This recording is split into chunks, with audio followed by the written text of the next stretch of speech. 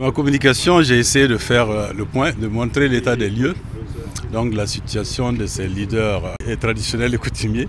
En situation de crise, on leur demande souvent d'intervenir. Et souvent, ils s'auto-saisissent donc des situations, ils interviennent pour calmer les crises.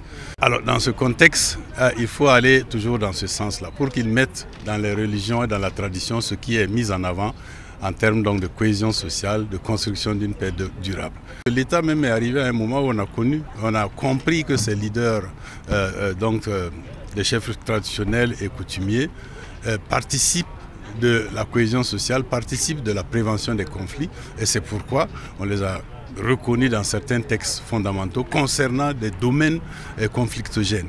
Voilà, les domaines concernant le foncier, etc., sont des domaines dans lesquels des textes même juridiques prévoient l'intervention donc de ces leaders-là. Et c'est pour cela que j'ai dit qu'il faut aller encore renforcer cela, et peut-être à travers un statut clair de la chefferie traditionnelle et coutumière, parce que souvent il y a des confusions entre chefferie traditionnelle et chefferie coutumière, qu'on puisse définir clairement ce que l'on met dans ce statut-là. Et c'est pourquoi je dis qu'il faut que ce statut soit inclusif et il faut qu'il soit pertinent. Pertinent, c'est en regardant ce qui se passe sur le terrain par rapport à nos réalités, pour qu'on construise aussi un modèle qui puisse être adapté à ces réalités-là.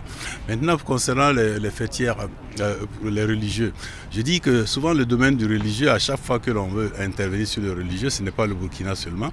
Et là, on estime que le domaine du religieux, c'est un domaine sensible, c'est un domaine délicat. Je dis, bon, à défaut de pouvoir trouver une posture, une formule qui puisse permettre à la violence légitime d'intervenir souvent lorsqu'il y a de désordre dans ces rangs, il faudrait que l'on puisse responsabiliser les leaders religieux, organisés au sein des fêtières, pour qu'ils puissent être donc des avant-gardistes en termes de contrôle et de faiseurs d'ordre. Et tout cela peut être encadré par des textes très précis pour éviter donc ça dégénère. Parce qu'il y a des éléments qui sont liés à nos cultures. On ne va pas jeter le bébé avec l'eau de bain parce qu'on se retrouve dans une situation où on a pris un modèle de gestion de l'État qui ne sont pas peut-être adaptés à nos réalités. Il faut, à travers tout ce qui existe là, trouver des mécanismes endogènes qui puissent permettre aux politiques de fonctionner et puis du moins aux leaders religieux et traditionnels d'apporter une contribution indéniable.